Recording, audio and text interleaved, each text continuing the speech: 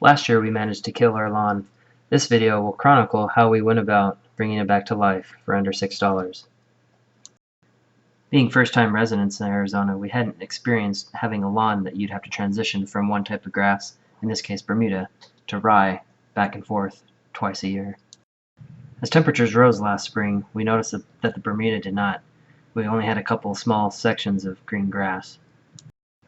With money tied up in other projects, we decided to go the cheap route in trying to fix our back lawn. We purchased a $6 strip of sod from our local Home Depot and proceeded to cut little square cubes from the sod and from the bad grass and plug, almost like hair transplants, into the existing lawn.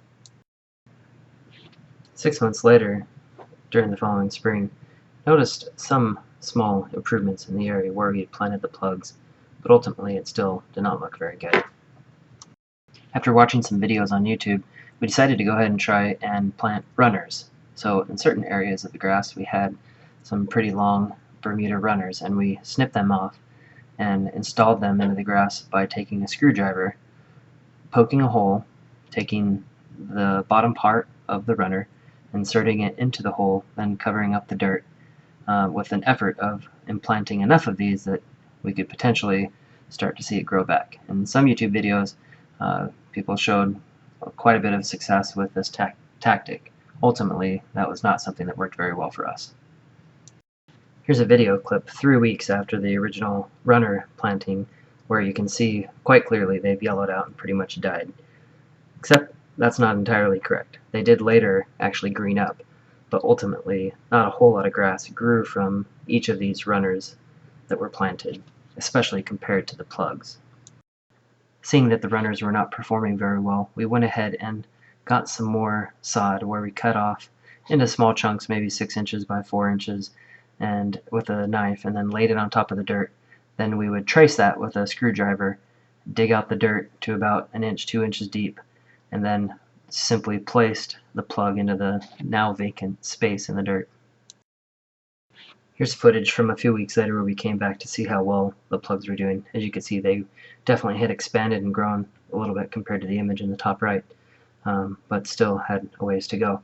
We also at the same time decided to come back and look at the runners, and this is where we actually started to see some growth come back. And as you see, as we zoom in closer on this one, you see the yellow dead stalk, but there's actually green grass growing up through the hole where it was plugged in. In this case, portions of the yellow dead green runner actually started to turn green.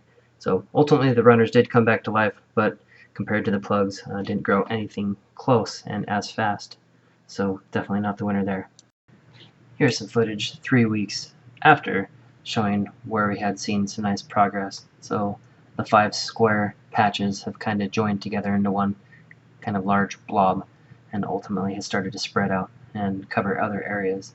As you can see, the rest of the grass from the patching from the previous year has started to really work and kind of spread out.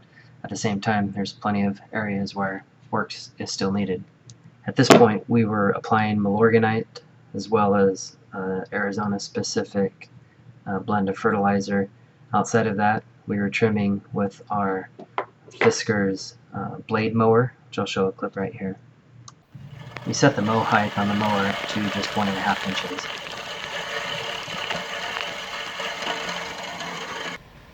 Okay, we're almost a month since the last video. Just wanted to give an update. Grass has continued to grow in. Still a little thin along this edge here, but it's coming along. Probably start putting down a weed and feed soon. This area has completely come in. Definitely have some weeds in there, but for the most part, you know, a couple months ago this is just 4 square pieces of grass. But ultimately really pleased with how the lawn has come back to life for just $6 worth of sod from Home Depot. Last year this was just pretty much dirt. Just to sum things up, wanted to leave some thoughts on this year-long project. Ultimately, I think I wasn't fertilizing often enough. I was also overwatering, too frequent of watering and not deep enough. I think changing that up helped quite a bit. Also, definitely learned that putting in plugs could be an inexpensive way to bring a lawn back to life. In my case, runners did not work. Saw some videos on YouTube where people had success planting runners and bringing their lawn back to life, but definitely not my case. But wanted to ultimately put some links to some of the products used throughout this restoration in the description of this video, so go ahead and check those out. And then obviously invite anyone, if you'd like to subscribe to our channel, to follow any of our DIY projects around the home. Thanks a lot. See ya.